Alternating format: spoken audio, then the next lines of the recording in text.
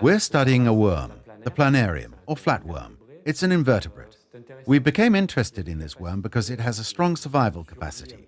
It's an immortal worm. You can cut it into little pieces and it regenerates.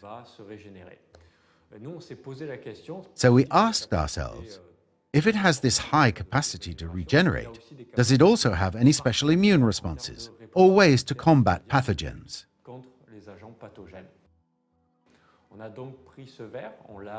So we took the worm, fed it, infected it with disease-carrying bacteria. 16 different bacteria that cause human disease, including the Mycobacteria tuberculosis, and we studied what it did with the bacteria. We noticed that, unlike humans or other organisms, it killed all the bacteria we tested, including Mycobacteria tuberculosis.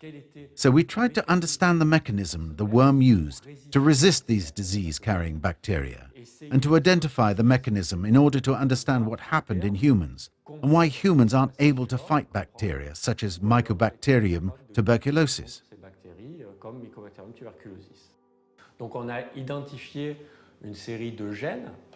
We identified a series of genes that are involved in the worm's resistance to the disease-carrying bacteria. Among the genes we identified, one called MORN2 kills mycobacteria.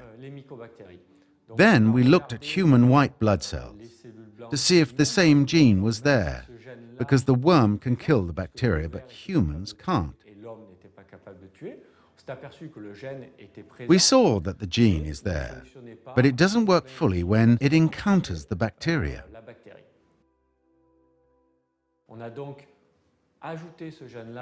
Then we added the gene, in vitro, into human white cells, and we saw that the human white cells developed the capacity to kill Mycobacterium tuberculosis.